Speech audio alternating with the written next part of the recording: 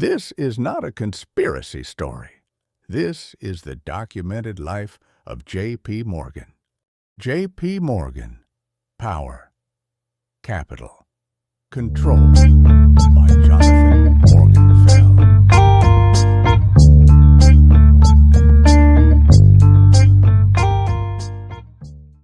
Chapter 1.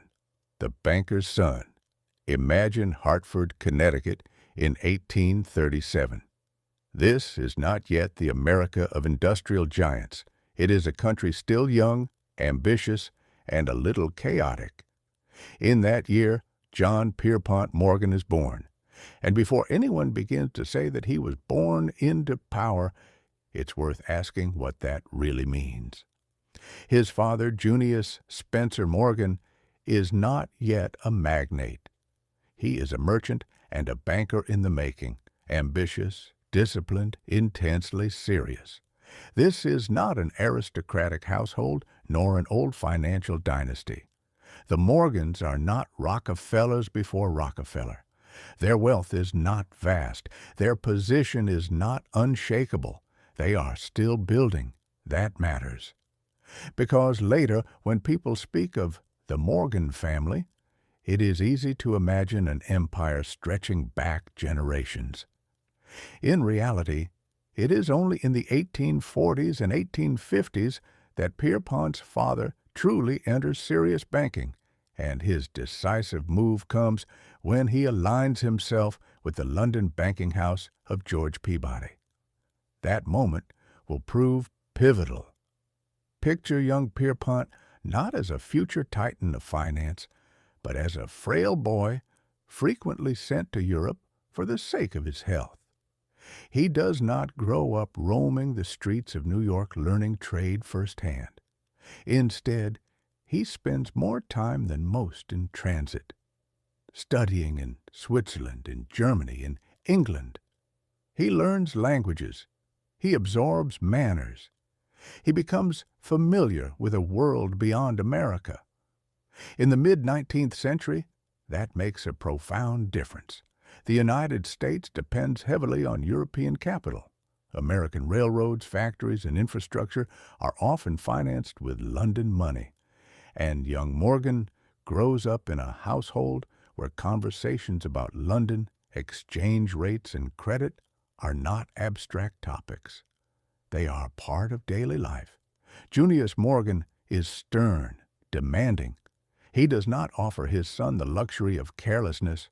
Instead, he gives him something far more valuable: discipline and early exposure to the weight of financial responsibility. When Pierpont begins his career, he does not begin as an owner. He begins as someone who must prove himself. Did Morgan have an easier start than the average American? Certainly.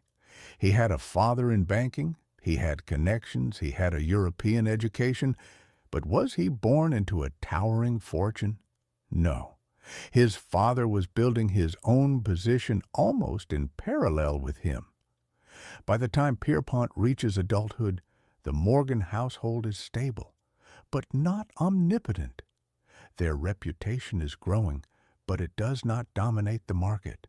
That means young Morgan does not inherit an empire. He inherits access to a world in which he must demonstrate his worth. Imagine him returning to the United States as a young man, carrying European polish and a clear understanding that London is the financial center of the world. He has seen it firsthand. He understands how capital moves on a large scale. And when he begins working in New York, he views the American market slightly differently from those who have known only one side of the Atlantic. This is not yet a story about great wealth. It is a story about preparation, about how a man is formed who understands two truths at the same time: that capital depends on trust, and that without discipline, everything falls apart. The serious money will come later, during the Civil War, amid early controversies, in the moment when he begins to earn not as a son, but as an independent actor. For now, One thing is clear. Morgan did not emerge from a vacuum. He did not suddenly appear as a master of billions. His story begins in a household where money was taken seriously, but had not yet become legend. And that is a very different starting point than many people imagine. Chapter 2. London and the First Money. Before Morgan begins to earn truly serious money, he has to learn something essential. Money is not a thing you simply possess. It is trust that must be maintained, and he does not learn that lesson in New York, but in London. Picture the 1850s. London is the financial heart of the world. Money flows in from colonies, from trade, from industry. This is where reputations are made and unmade, where it is decided who can be trusted and who cannot. Morgan's father, Junius, enters into close partnership with George Peabody, one of the most important American bankers operating in Europe. Suddenly, the Morgans are no longer just a regional name from Connecticut. They begin to move within an international circuit. Pierpont does not observe this from a distance. He takes part in it. He is sent to London, to the banking house of Peabody and Company. This is not a ceremonial appointment. It is apprenticeship in the truest sense. The young Morgan sits at a desk, reads correspondence, analyzes credits, and sees firsthand how American projects are financed with British capital. American railroads need money. British investors want returns, but they fear risk. Between them stands the banker who must persuade each side of the other's reliability. This is not romantic commerce. It is a negotiation about credibility. Morgan absorbs this atmosphere. He learns that reputation is built over years and lost in a single careless issue. He learns that a security is a promise, and that a promise has value only if people believe in the one who makes it. In London, he sees the true scale of capital. America is expanding rapidly, but London is steady. Money moves more calmly there, decisions are made more deliberately. Morgan begins to understand the difference between energy and durability. His first real earnings come here as well. They are not millions, not a great fortune overnight. His early income comes from work within the banking house, commissions, participation in transactions, the steady compensation of a professional, not a magnate. That matters. He does not begin with a dramatic leap. He begins with mechanics. When he returns to the United States and takes up a position in the New York branch of the family business, he is no longer merely Junius's son.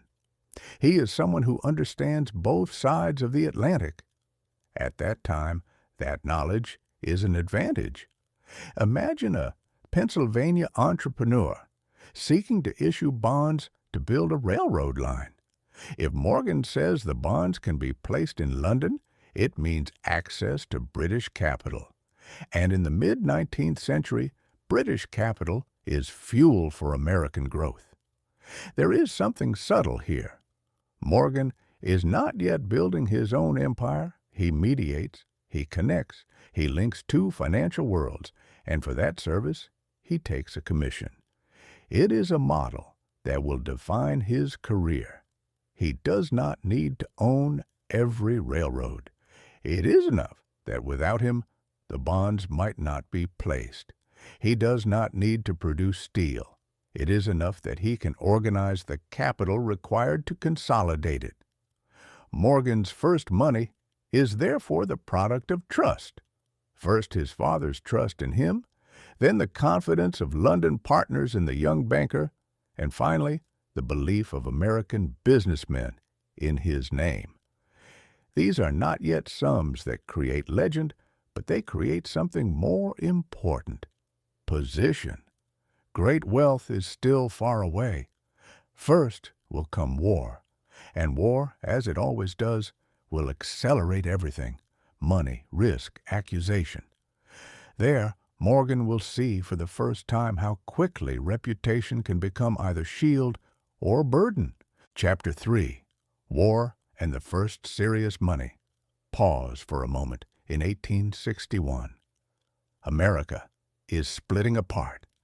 The Southern states declare secession, war erupts, and with it, the pace of everything changes. Prices rise, goods disappear from the market, and the government needs weapons, horses, steel, uniforms, and above all, credit. War accelerates decisions and shortens the distance between risk and profit. Pierpont Morgan is in his 20s. He does not yet own a great banking house. He is working in New York, involved with Duncan, Sherman and Company, and later forming his own venture with his partner, Charles Dabney. This is the period when the young banker steps out from his father's shadow and begins acting independently, and the war gives him his first real opportunity to make substantial money. Picture the chaos of the early months of the conflict. The Union Army needs everything. Private suppliers buy weapons and equipment wherever they can and resell them to the government at a markup. There is no fully organized system of military procurement yet. It is a market driven by urgency and fear. Morgan becomes involved in a transaction that will follow him for years. A group of businessmen purchases a shipment of outdated rifles at a low price and resells them to the government at a higher one. Technically, everything is legal. The government pays, the supplier delivers. Yet accusations surface, claims that the weapons were defective, that someone profited from a situation in which the state had little choice. Imagine the young Morgan reading those accusations. He is not yet a man with an unassailable reputation. Every rumor carries weight. Yet he does not retreat from the wartime market. He understands something that many are only beginning to grasp. War is not only about battles, it is about credit. The federal government must finance the conflict on an immense scale. Bond issues become critical.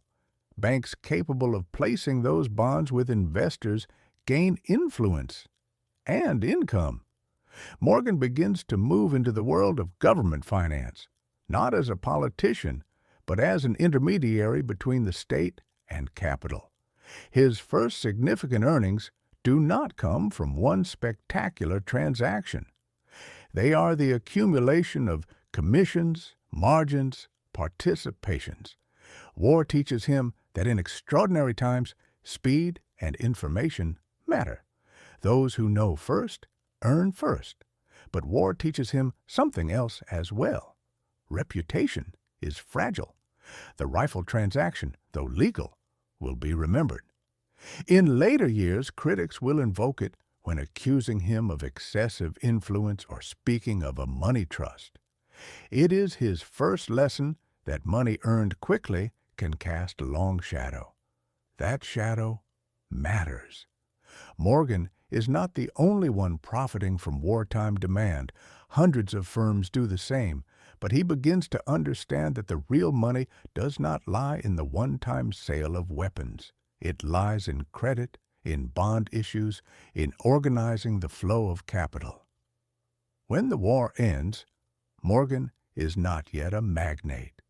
He does not possess millions in the sense he will later, but he has gained something more valuable: experience in extreme market conditions.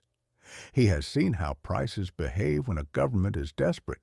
He has watched how investors respond to risk. He understands that whoever can preserve trust in wartime will hold an advantage in peace. The Civil War does not make him rich overnight. It makes him a banker who understands that power in finance does not come from owning the commodity, but from controlling its financing. Armed with that understanding, he steps into the era of American Reconstruction. into the age of railroad, steel, and enormous bond issues. There, the real path to fortune begins. Chapter 4. After the War, Without His Father.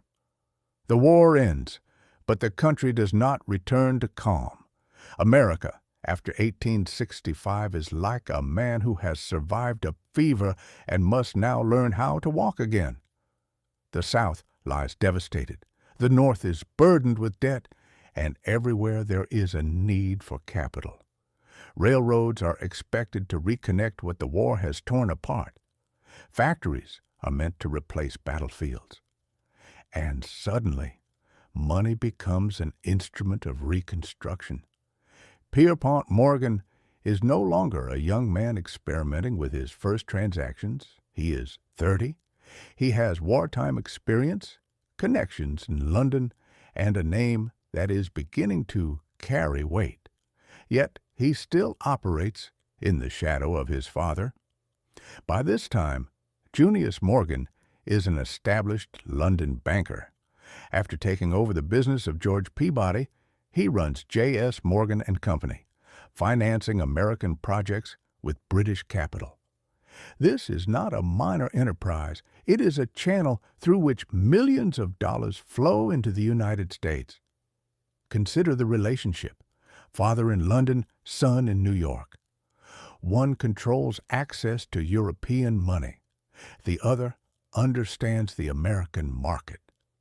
This arrangement is not accidental. It is deliberate. But it does not mean that everything is handed to Pierpont. Capital from London does not flow automatically. Every bond issue must be credible. Every railroad must have a realistic chance of survival. If a project collapses, the Morgan reputation in Europe suffers. Junius does not tolerate recklessness. Pierpont learns that between father and son there is no sentimentality when reputation is at stake. If a transaction appears too risky, London says no, and New York must find another solution. The defining shift will come later, in 1890, when Junius Morgan dies. But even in the 1870s, it is clear that Pierpont must gradually assume greater responsibility, not only for operations in New York, but for the family name itself. The tension between father and son is crucial. Junius builds reputation cautiously, almost conservatively. Pierpont has a more decisive temperament. He prefers swift action and direct control. The difference in style becomes more pronounced over time. After the war, America enters a period of rapid railroad expansion. Lines are built faster than they can generate profits. Bonds are issued whose repayment depends on future freight and passenger traffic. It is a world filled with risk. Pierpont begins to see something that many do not yet grasp. If every railroad fights alone for survival, the market will collapse. If rates are constantly undercut to defeat competitors, no one will earn enough to service their debt. He does not yet speak openly of consolidation, but he begins to think in terms of order. Imagine a railroad entrepreneur on the brink of bankruptcy. Debt mounts. Investors grow uneasy. Morgan appears not as an executioner, but as a reorganizer. He proposes restructuring the debt, replacing management, sometimes merging with another line. These are not romantic choices. They are financial operations. But each one generates a commission. Each strengthens the position of his bank. Each reinforces investor confidence. Morgan does not build wealth by producing goods. He builds it by managing the crises of others. It is a subtle distinction, but a decisive one. He does not yet possess an immense fortune, but his income grows with each reorganization. Every bond issue, every restructuring leaves a percentage in his banking house. And alongside income, something else grows: influence. As more railroad lines pass through his hands, more decisions depend on his approval. He does not need to be the owner. It is enough that he stands between debtor and investor. After the war, no longer defined solely by his father's authority, Pierpont becomes visible in his own right. He is not yet the man who saves America. He is a banker who imposes order on chaos and profits steadily from doing so. It is within that structured chaos that the real expansion of his wealth begins. Chapter 5. Entering Large-Scale Railroad Finance. Picture the map of the United States in the 1870s. It is not yet a unified network of rail lines. It is a web spun by dozens of ambitious companies racing across prairies, over mountains, through towns that barely exist yet. Every one of those lines needs money. A great deal of money. Rails, bridges, locomotives, freight cars, everything must be paid for long before a single dollar of profit appears. And the money? Much of it is still in London. Pierpont Morgan stands precisely at the point where those two worlds meet. On one side are American entrepreneurs, often overly optimistic, convinced that every new line will strike gold. On the other side are British investors, more cautious, interested in bond coupons rather than romantic visions of conquering the West. Morgan begins to understand that the largest profits do not lie in building railroads from scratch, but in financing them, and better still, in rescuing them. Then comes the turning point, the Panic of 1873. A financial crisis sweeps across the country like a wave of cold water. Railroad companies fail, investors lose confidence. Bonds fall to a fraction of their original value. It is precisely in moments like this that Morgan becomes most assured. Imagine a railroad owner who, a year earlier, was planning expansion and now cannot service his debt. Creditors threaten foreclosure, shareholders panic. What is needed is someone capable of bringing all parties to the same table.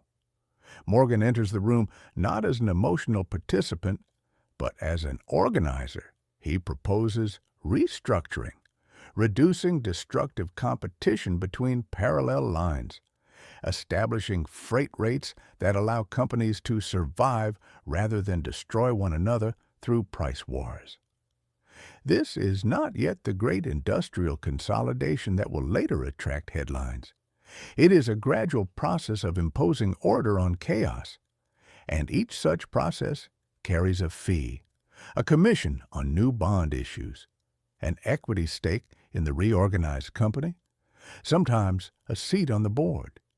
Here, his real wealth begins to grow, not through one spectacular deal, but through a series of actions that stabilize the market while strengthening his position as the man who can fix a railroad. The mechanism is straightforward. When a railroad collapses, its stock becomes nearly worthless. Morgan helps restructure the debt, brings in new capital, restores confidence. Value rises. Investors recover part of their losses, and his banking house earns from every stage of the process. He does not need majority ownership. It is enough that no restructuring can proceed without his consent. Over time, more and more railroad executives begin to view him as a kind of arbiter. If Morgan enters the situation, the project may survive. If he refuses, the market takes it as a warning. This is the moment when his name acquires market value of its own. Each bond issue yields a percentage to the bank. Each reorganization brings a fee. Every placement of securities between London and New York carries an additional margin. By the 1880s, Morgan is not yet a legend, but he is already one of the most important railroad financiers in the country, and railroads are the backbone of the American economy. Here, his wealth begins to accelerate, not because he lays track, not because he drives trains, but because, increasingly, railroads cannot be financed without him. From this experience, this work of organizing and stabilizing railroads, something larger will emerge, something that extends beyond a single sector and into the broader structure of American industry. And beneath it all lies a quiet question. Did Morgan stabilize the market out of a sense of responsibility or because stability was profitable? Perhaps the two were never entirely separate. Chapter 6, Reorganizations, How He Really Made His Money. Set aside the image of Morgan as a man who owned railroads. That is an oversimplification. He was rarely an owner in the traditional sense. His strength lay elsewhere, in stepping into the moment when everything was collapsing and shaping a new structure out of chaos. Picture a railroad on the brink of bankruptcy, debt issued during years of prosperity, revenues falling short of projections, competitors slashing rates, bondholders furious, shareholders panicking. In such a moment, the company does not need a visionary. It needs someone who can bring order to the numbers. Morgan did not begin with speeches. He began with a balance sheet. Imagine the scene: closed doors, a handful of key creditors, stacks of documents on the table. Morgan studies the structure of the debt. Who has priority in repayment? Whose bonds are secured by mortgages on the tracks? Who holds securities with little real backing? There is nothing romantic about it. It is financial surgery. And the central question, how did he profit? Not from ruin itself, from reconstruction. When a railroad was reorganized, old bonds were often exchanged for new ones under revised terms. Part of the debt might be reduced. Fresh issues would be created to attract new capital. And who organized those issues? Morgan's banking house?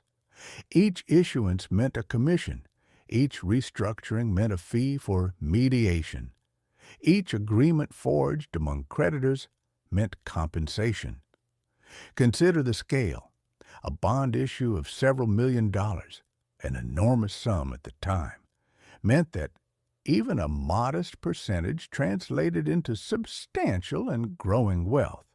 But that was not all. Morgan frequently secured seats on the boards of reorganized companies. At times, he acquired blocks of stock in exchange for facilitating the restructuring.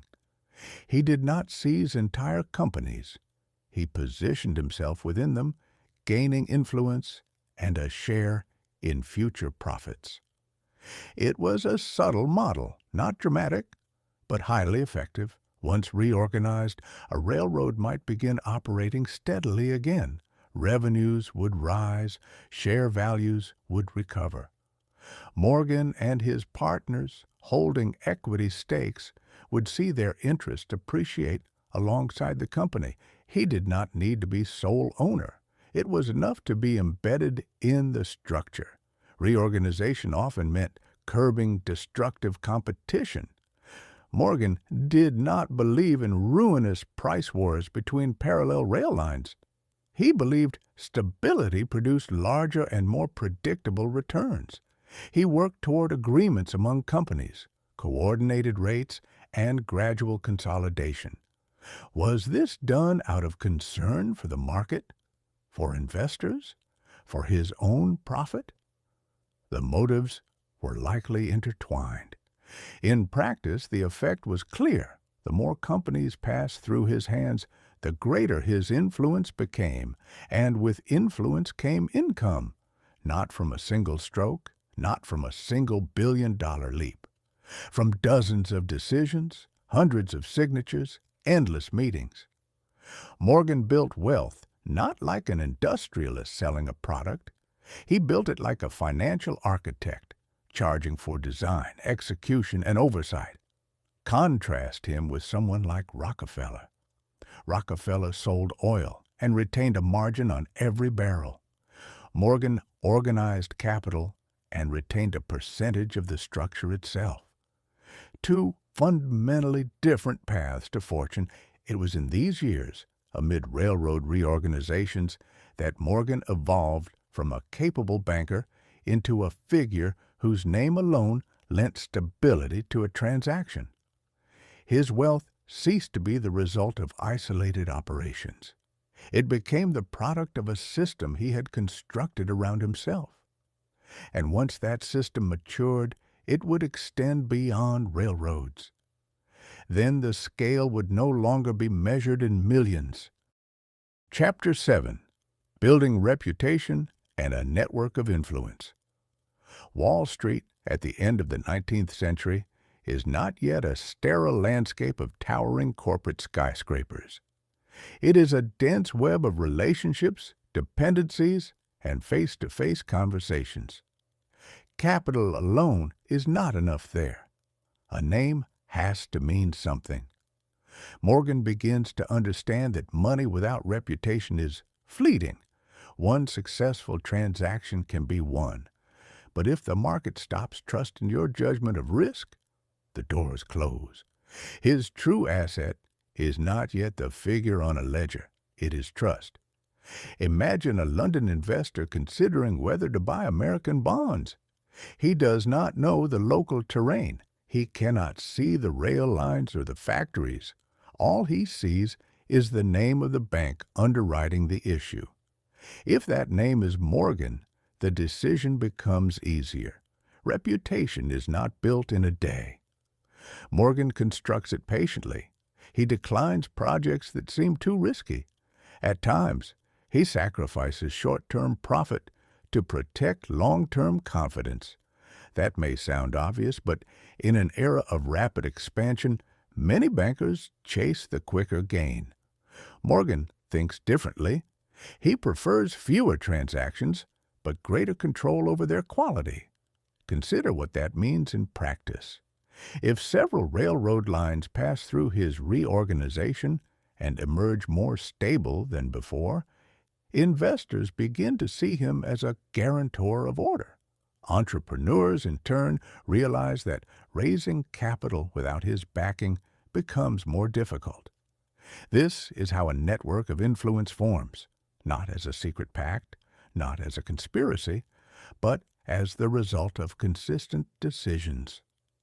Morgan sits on boards of directors. He works with leading attorneys, powerful industrialists, and bankers in London and Paris.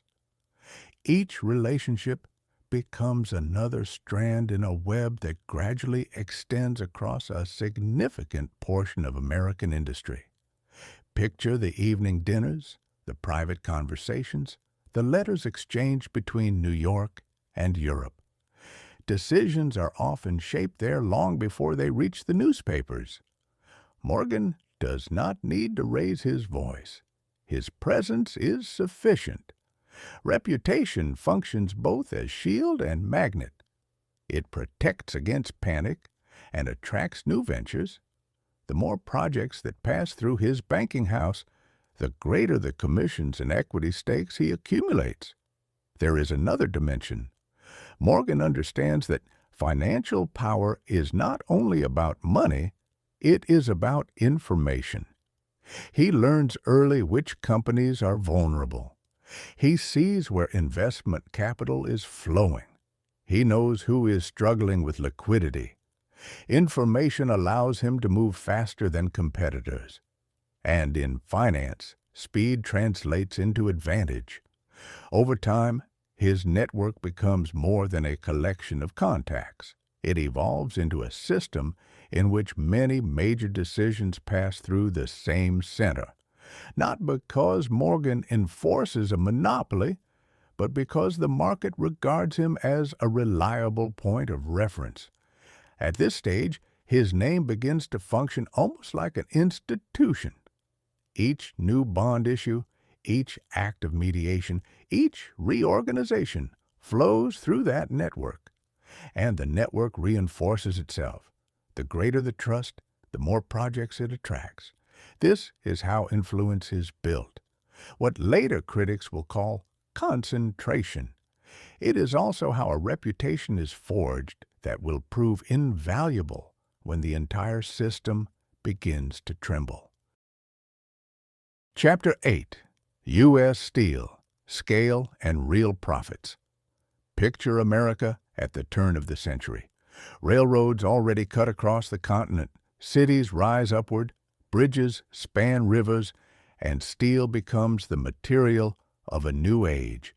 Without it, there are no skyscrapers, no rail lines, no modern industry.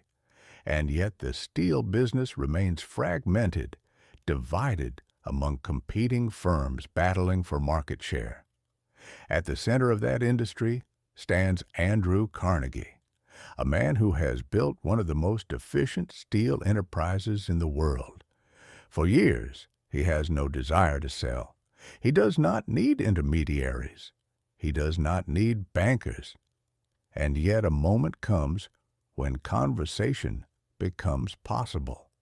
Imagine a private meeting, not a boardroom spectacle, not reporters crowding outside, a quiet room, a few men at a table. They speak of figures that at the time seem almost unimaginable. Carnegie is said to have written on a slip of paper the price at which he would be willing to sell his empire. The sum is enormous. Morgan does not push the paper away. This is not a routine acquisition. It is an attempt to create the largest industrial corporation the world has ever seen. In 1901, United States Steel Corporation is formed. The value of the new company exceeds $1 billion. $1 billion at a time when most great fortunes are counted in millions. It becomes the first corporation in history to reach that scale of valuation. But the essential question remains, how much of that was Morgan's own money? Consider the mechanics of the transaction. Morgan does not purchase the steel industry with personal funds. He organizes the financing. He combines existing enterprises. Shares and bonds are issued to the market. Investors purchase the securities of the new corporation. Capital flows from the market into a structure he has assembled. His banking house collects a commission for organizing the offering. Partners receive blocks of stock. Morgan secures control of the board. This is not a single markup. It is participation in a structure designed to generate profit for years. There is a clear distinction between valuation and personal wealth. The billion-dollar figure does not land in Morgan's private account. It represents the market value of the entire corporation. His gain lies in the percentage taken for organization, the equity stakes, and the influence over future decisions. But scale changes perception. After U.S. Steel, Morgan is no longer merely a railroad banker. He becomes an architect of industry. He demonstrates that it is possible not only to reorganize failing firms, but to fuse powerful enterprises into a single dominant structure. The market responds accordingly. If Morgan endorses a billion-dollar enterprise, it signals confidence in its stability. Investors feel more secure, and the greater the trust, the easier it becomes to execute future operations. U.S. Steel represents more than financial profit. It proves that Morgan can operate at a level where industry and finance cease to be separate spheres. He is no longer simply an intermediary between investors and companies. He is a co-creator of vast economic structures. How much did he earn? Millions. His personal fortune grows significantly in the early years of the 20th century. But even more important is his position. If someone intends to undertake an operation on a grand scale, there is little doubt about whom to approach. U.S. Steel does not make him the richest man in America. It makes him the man capable of creating something larger than any single company. With scale, wealth expands, and alongside it, something else begins to grow: unease. Chapter 9: The Gold of 1895, a State Operation and Its Financial Logic. By the mid-1890s, the United States is not yet a confident financial power. It is a growing, dynamic country, but still vulnerable to shocks. The panic of 1893 has left deep scars. Banks have failed, businesses have collapsed, unemployment has risen. And over all of it hangs a single question: gold. The monetary system rests on gold reserves. If the government lacks sufficient gold in its vaults, confidence in the dollar weakens. Investors begin exchanging paper currency for gold, and reserves shrink. This is not an abstract concern. It is a direct threat to national stability. In 1895, federal gold reserves fall to a dangerously low level. President Grover Cleveland's administration understands that if they decline much further, panic on an unimaginable scale could follow. What is needed is a swift solution, not a speech, not a congressional debate, but gold. At that moment, Morgan's name returns to the center of events, not because he owns mines, not because he controls the Treasury, but because he has access to international capital and, just as important, to London's gold reserves. Picture the meeting in Washington. The atmosphere is tense. Decisions must be made quickly. Morgan proposes a plan. A private banking syndicate will supply the government with gold in exchange for newly issued federal bonds. The gold will be brought from Europe, and the government's reserves will be stabilized. This is no symbolic gesture. It involves tens of millions of dollars in gold. Shipments across the Atlantic, bond issues placed with investors, all under conditions of uncertainty. Morgan moves with precision. He organizes a consortium that includes European partners. The government receives gold, reserves rise. Panic is averted. The market exhales. The key question follows: how much does he earn? Morgan's banking house does not operate as a charity. Organizing the bond issue brings a commission. The purchase and transfer of gold allow for a margin. The syndicate is compensated for assuming risk and acting quickly. The profit is real, but not unlimited. This is not a seizure of the state. It is a financial contract. Morgan provides a solution. The government pays for the service. Still, unease surfaces in public opinion. Is it appropriate for a private banker to rescue national reserves? Should the government rely on a banking syndicate rather than its own mechanisms? The questions are understandable. The scale of the operation is immense. Morgan does not enter ideological debates. He works within the tools available. The state needs gold. He can supply it. The mechanism is straightforward: bonds in exchange for bullion, stabilization in exchange for compensation. The operation brings him more than income. It elevates him to the status of a man the government turns to in moments of danger. It is more than another corporate reorganization.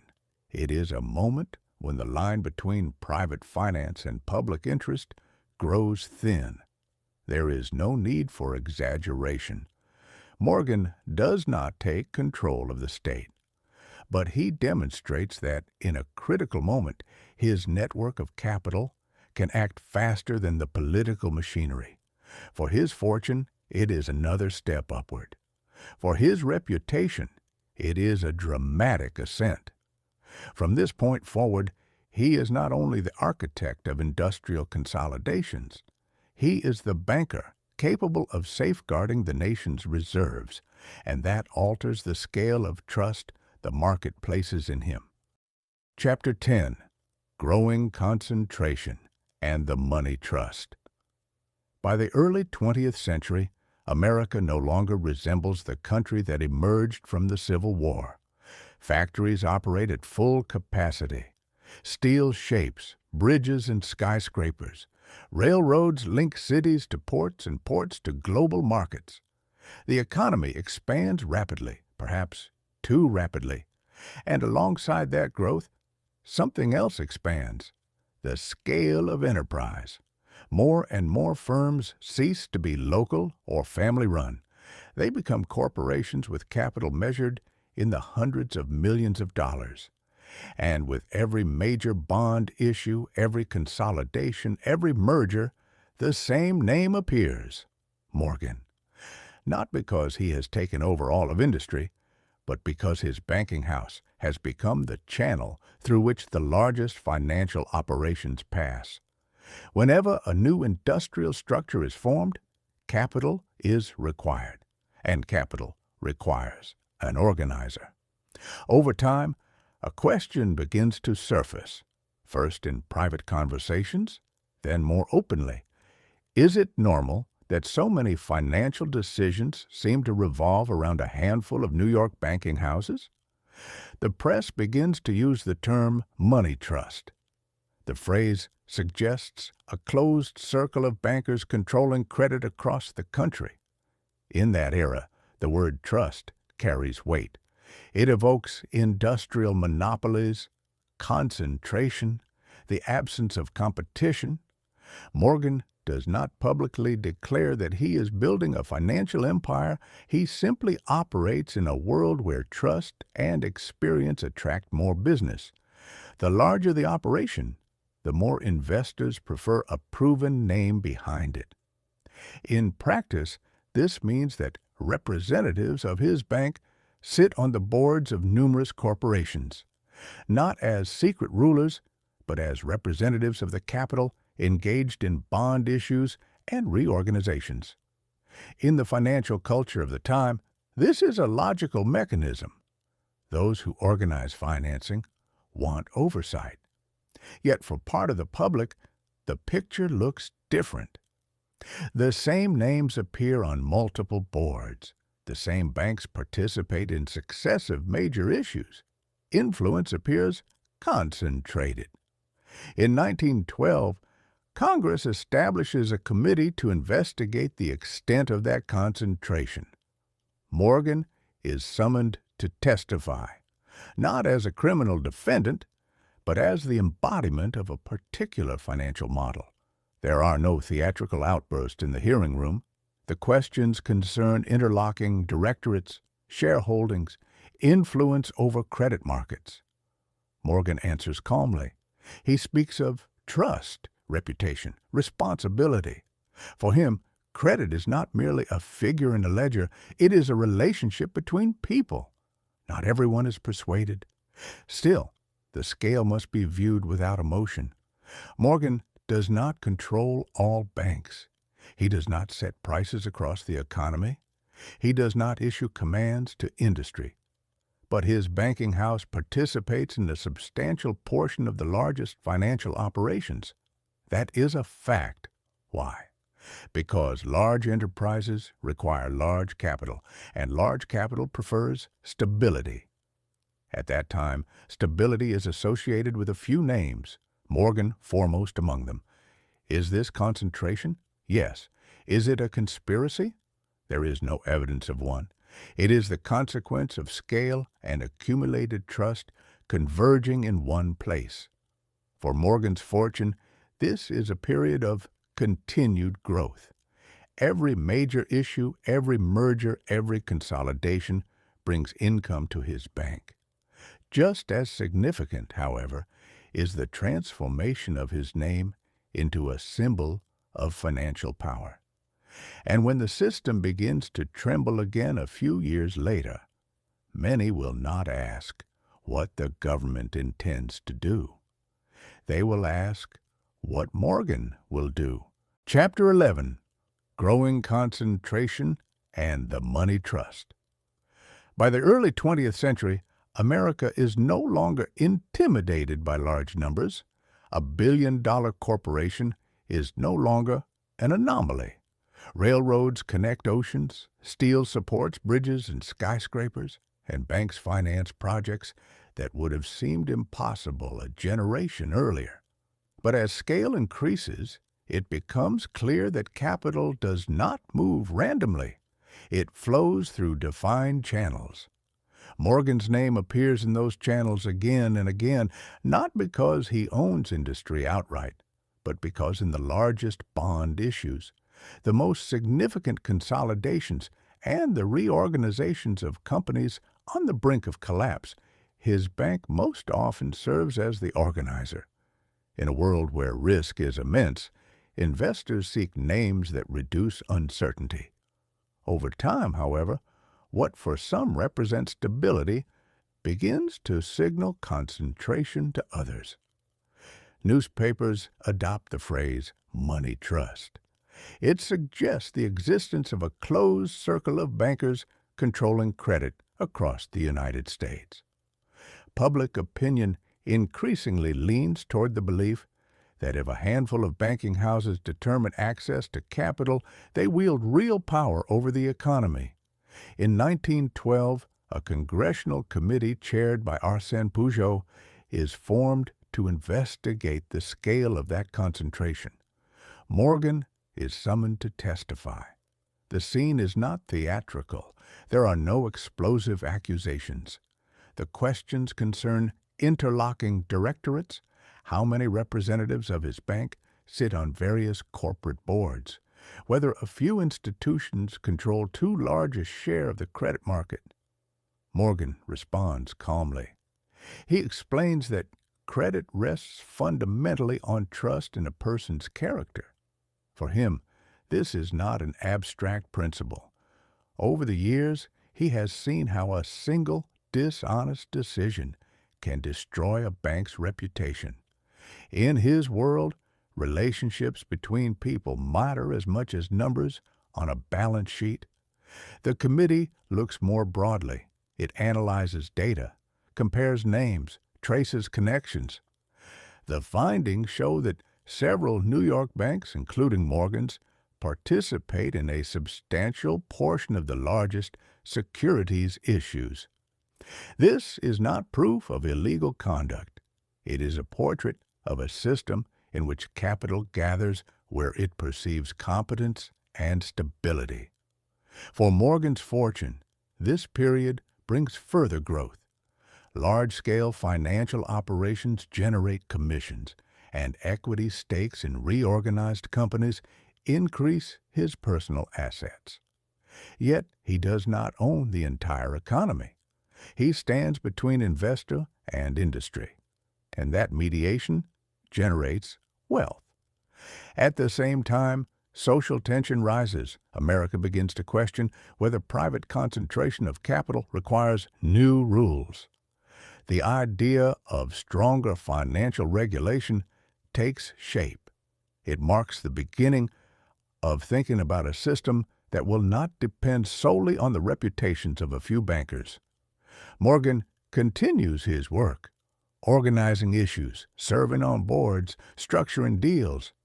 But for the first time, his name becomes the subject of public debate, not only as a symbol of success, but as a symbol of concentration. His wealth and influence are established facts. What they mean, however, is now viewed from different angles. And in that atmosphere of unease, another crisis approaches, far more violent than the exchanges within a congressional hearing room. Chapter 12. The Panic of 1907. Power Without Office. In the autumn of 1907, New York begins to breathe faster. Rumors travel more quickly than the telegraph. One of the major financial trusts faces a liquidity problem.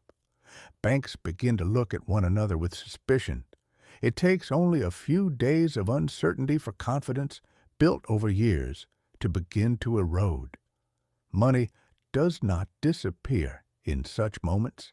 It hides. Customers line up to withdraw deposits. Institutions that had been extending credit without hesitation only a week earlier suddenly close themselves to new transactions. The stock exchange trembles. The air carries more than falling prices. It carries fear. The United States has no central bank at this time to automatically inject liquidity. There is no mechanism to press a button and calm the market. There is the Treasury. There are private banks. There is a web of interdependence. And there is Morgan. He is 70 years old. His fortune is vast, his reputation established. He holds no public office. He is not Secretary of the Treasury.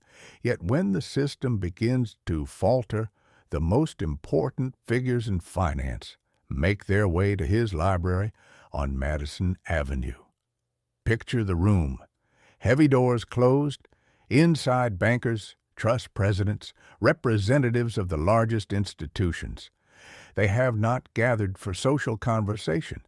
They have come because they need a solution. Morgan does not deliver speeches. He listens to reports. He examines balance sheets. He asks short, precise questions. Which institution is truly insolvent, and which is merely short of cash? Who can support whom? How much capital is required to stop a domino effect? This is not theater. It is an operation. Within days, he organizes private banking syndicates to provide capital to endangered institutions. In one instance, he pressures bankers into collective action under severe time constraints, keeping them in his library until they agree to a rescue plan. Not for spectacle, but because he understands that if one major trust collapses, others will follow. His personal fortune is not sufficient to rescue the system alone. It is not his private money that stabilizes the market. It is his ability to organize others, to persuade competing banks that, at this moment, cooperation is essential. This is what power without office looks like.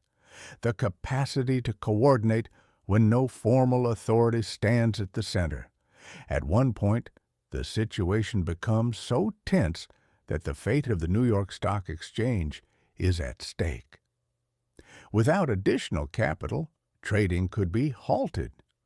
Morgan arranges another pool of funds, channeling liquidity into the market and easing the panic. When the dust settles, many institutions have survived because of rapid decisions taken in a private banker's home. That is undeniable. Yet another conclusion emerges as well. The panic of 1907 reveals that the American financial system cannot indefinitely depend on a single individual, however experienced. For Morgan, this is the peak of his reputation. His name becomes synonymous with stabilization. For his fortune, the direct profits from the crisis are less important than the reinforcement of his bank's position as a center of trust. But a new question arises in the background. If a private banker can organize a market rescue in a matter of days, should the state not possess its own mechanism to do so without locking men inside a library on Madison Avenue? That question will have consequences. The panic of 1907 does more than confirm the scale of Morgan's influence. It exposes the limits of a system built upon the reputation of one man. Chapter 13. World War and the Financing of the Allies. When war erupts in Europe in 1914, the United States remains formally neutral. There are no cannons echoing through the streets of New York, yet the market reacts immediately. The stock exchange closes for several months to prevent a panic-driven liquidation of foreign securities. It becomes suddenly clear how tightly finance and politics are intertwined. In London and Paris, war means one thing: enormous expenditure. Armies must be equipped, soldiers paid, industries converted to military production. European governments require credit on a scale previously unimaginable, and outside Europe, the largest reservoir of capital is the United States. Morgan's name once again moves to the center of events, though this time the stage is international. The British government selects J.P. Morgan and Company as its principal financial agent in the United States. This is not a symbolic appointment. It entails organizing the purchase of American goods, from steel to food, and arranging bond issues that enable the Allies to finance the war effort. Consider the scale: millions, then hundreds of millions of dollars in contracts. American factories operate at full capacity, supplying materials across the Atlantic. Money flows through the New York banking system. Morgan does not manufacture weapons, nor does he shape military strategy, but he organizes the capital flows that make the war sustainable. His banking house collects commissions on bond issues. It earns fees for arranging credit and mediating contracts. The mechanism is familiar. Those who structure financing receive compensation. At the same time, political tension grows. Some voices question whether such deep financial involvement with the Allied powers can leave the United States entirely neutral. If American capital is tied to the success of Britain and France, can the country remain wholly detached? Morgan does not present himself as an advocate of war. His role is financial. He arranges credit backed by the future revenues of governments. It is a transaction between sovereign states and capital markets. For his fortune, this period represents another phase of growth. Commissions from bond issues, stakes in financial structures, and the strengthening of his bank's position as a global institution all add to its stature. J.P. Morgan and Company ceases to be merely a banking house connected to American industry. It becomes a key participant in international finance. With that scale comes a heavier burden. War is not a railroad reorganization. It is a conflict that consumes millions of lives. Capital organized in New York translates into real consequences across the ocean. When the United States enters the war in 1917, the role of the American financial system expands further. Morgan and his partners are already embedded in a mechanism that binds industry, government, and capital into a single network. For his wealth, it is a stable and profitable period. For his reputation, it marks a shift. The name Morgan now operates not only in the context of railroads or steel, but in the sphere of global financial policy. The war does not make him the richest man in the world, but it confirms something he has built over decades, that in moments of upheaval, markets look for an organizer capable of assembling capital and directing it where it is needed. And for much of his life, Morgan has been preparing for precisely such moments. Chapter 14. The Structure of His Wealth. What he actually owned. After years of reorganizations, consolidations, and wartime financing, a simple, almost austere question naturally emerges. How much of all this was personally his? It is easy to confuse the scale of operations with the size of a private fortune. U.S. Steel was valued at more than $1 billion. Bond issues for the Allies ran into the hundreds of millions. Railroads passed through his hands one after another, but those were the values of structures he organized, not sums he could list in his will as personal property. His actual wealth was different. By the end of his life, it was estimated at roughly $70 to $80 million. In modern terms, an immense sum. In his own era, a fortune placing him firmly within the financial elite, but not at its absolute summit. Rockefeller was wealthier. Some industrial magnates held larger direct stakes in their own industries. The difference lay in construction.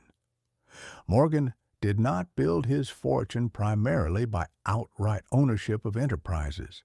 His wealth consisted of partnership interests in his bank, stock holdings in companies he helped reorganize or create, bonds, real estate, and assets not directly tied to manufacturing. The central pillar was his banking house, J.P. Morgan and Company. It was a partnership, not a sole proprietorship. Profits were divided among partners. That meant that although the firm organized transactions of enormous scale, income was distributed within the structure. Morgan held significant stock positions in corporations he helped form or restructure, not always controlling stakes, but substantial enough to generate dividends and to increase in value as the economy expanded.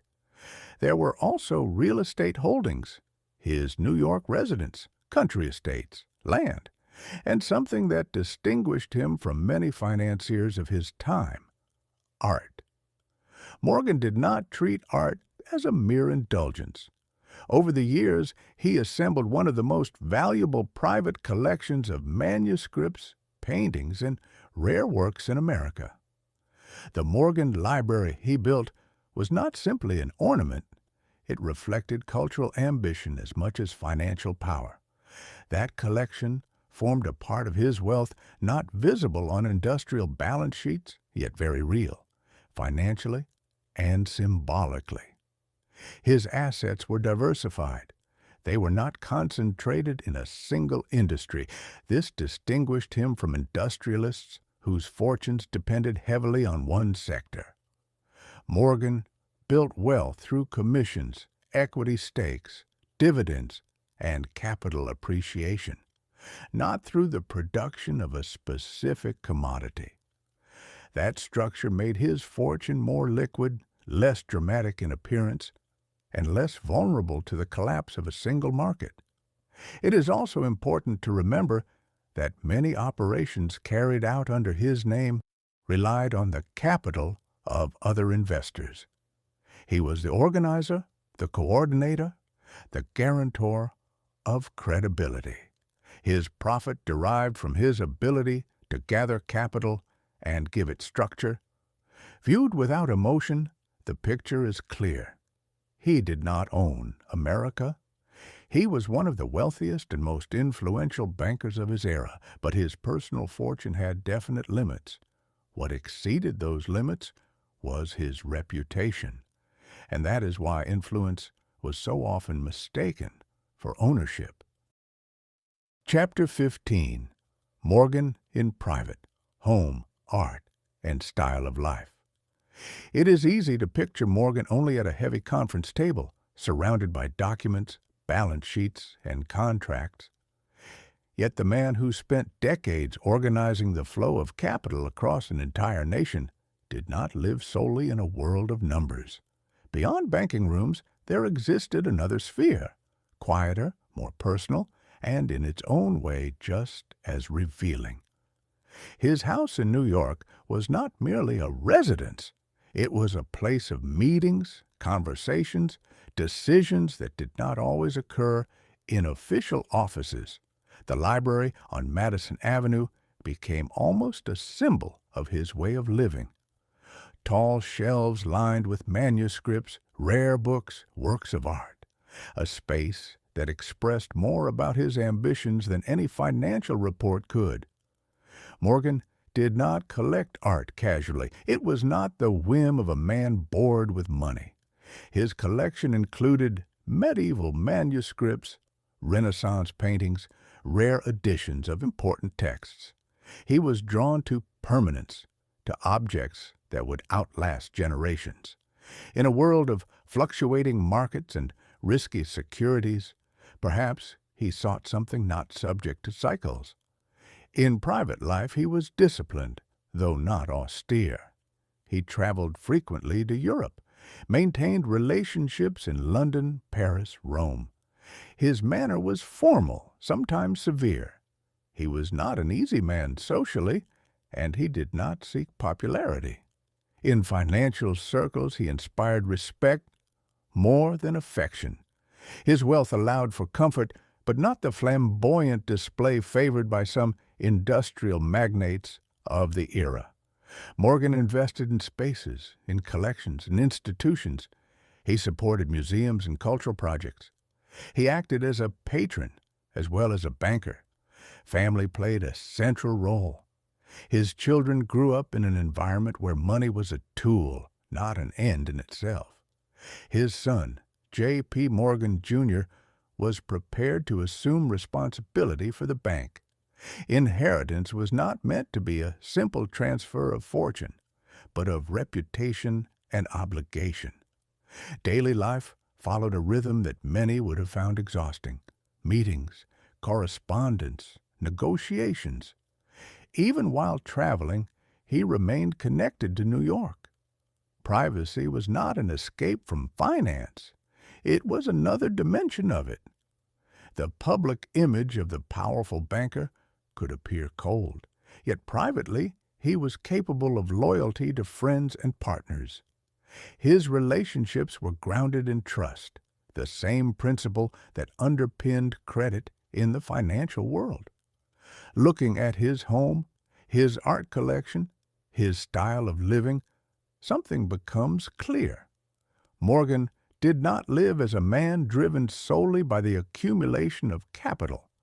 His wealth functioned as a means of building durability, financial and cultural alike. This private dimension does not diminish the fact that he was one of the most powerful bankers of his era. But it reminds us that behind a name often associated with concentration of capital stood a man with tastes, ambitions, and concerns extending beyond the market. And from that private sphere, he would soon move toward the final years of his life. His fortune structured, his reputation secured, and the financial world around him beginning to change. Chapter 16. The Final Years and the Passing of the Empire. By the opening of the second decade of the 20th century, Morgan no longer has anything to prove. His name is known in New York, in London, in Paris. Through his banking house have passed the largest industrial operations of his age. He financed railroads, consolidated steel, supplied gold to the government, organized credit in wartime. His wealth is structured, his position secure. Yet the world around him does not stand still. After the panic of 1907, the conviction grows that a financial system cannot depend indefinitely on the private intervention of a single man. In 1913, the Federal Reserve is created. It is a new mechanism designed to provide liquidity to banks in times of crisis, a formal institution where previously reputation and private syndicates had acted. Morgan observes the shift. He does not protest. He does not campaign against the new system. He understands that an economy grown to such scale will seek institutional safeguards. His role in financial history is already written, regardless of whether future crises are managed in a private library or in the headquarters of a central bank. Increasing responsibility within the firm passes to his son, John Pierpont Morgan, Jr.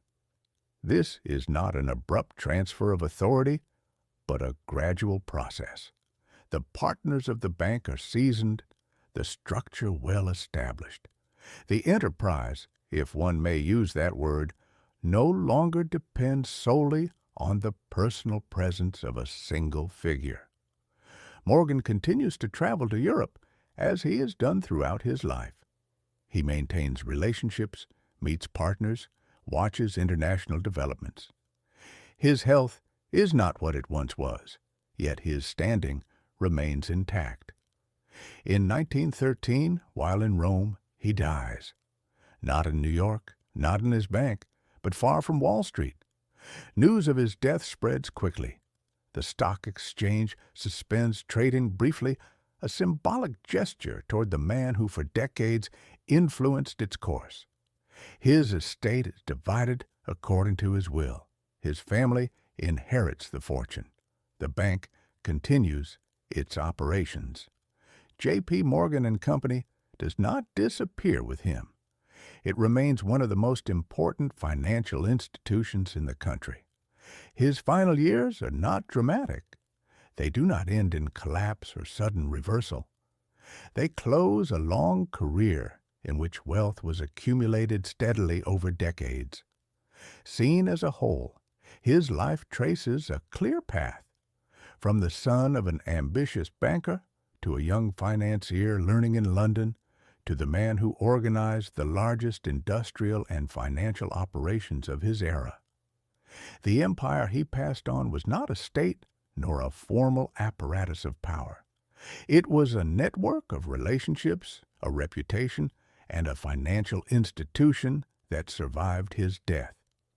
With his passing, a chapter in American financial history comes to an end, the era in which a private banker could become the central pivot of the system. His fortune remained. His name remained. The myth was only beginning to take shape. Chapter 17. Death, Inheritance, and the Birth of a Myth. News of his death in 1913 did not trigger panic. Banks did not close. Railroads did not halt. That may be the most telling fact of all. The system that had passed through his hands for decades continued to function, and yet the reaction was immediate and symbolic. The New York Stock Exchange suspended trading for 2 hours, not because of crisis, because of respect. In the world of finance, that gesture carried weight. When his estate was examined, the figures became clear. Roughly $70 to $80 million, not billions, not half the economy. A definable, measurable fortune composed of banking interests, industrial shares, bonds, real estate, and one of the most valuable private art collections in America. The empire so often invoked was not a secret apparatus controlling the state. It was a banking house, a partnership, a network of relationships. The firm passed into the hands of his son, J.P. Morgan, Jr., and his partners. It continued operating without dramatic upheaval. That matters. If his power had been absolute, its disappearance would have left a void. Instead, the market adjusted quickly. The nation now had the Federal Reserve. The economy was larger, more institutionalized than in his youth. And yet, with his passing, something else began. Myth. In uncertain times, people look for faces that embody the strength of a system. For years, Morgan had been visible in moments of crisis. During the gold episode, during the panic of 1907, during major consolidations. His name became shorthand for financial power. Over time, that shorthand expanded. In retellings, complex mechanisms were reduced to a simple conclusion. If so much passed through his hands, he must have ruled. If the government relied on his capital, he must have been stronger than the government. If he organized the largest corporations, he must have controlled industry. The reality was more grounded. He earned commissions. He structured bond issues. He served on boards as a representative of capital. He built wealth steadily over decades, not through a single decisive stroke. But myth does not require balance sheets. It requires a symbol. Morgan became the symbol of an era when private bankers wielded immense influence over the flow of capital. To some, he represented the strength of American financial pragmatism. To others, the concentration of power that provoked unease. His death closed a life. Inheritance organized the fortune. The bank endured. The legend began to move independently. Within it, Morgan often grew larger than he had been in reality. Wealthier, more powerful, sometimes portrayed as holding the fate of the entire economy in his hands. History, viewed calmly, reveals something different. A man born into a banking family, trained in London, who built his reputation through railroad reorganizations, organized capital for industry and government, and accumulated wealth consistently over half a century. Less dramatic than the myth, far more compelling. You can purchase this book for your personal library, along with other titles about individuals and families who achieved extraordinary success. Available on Amazon.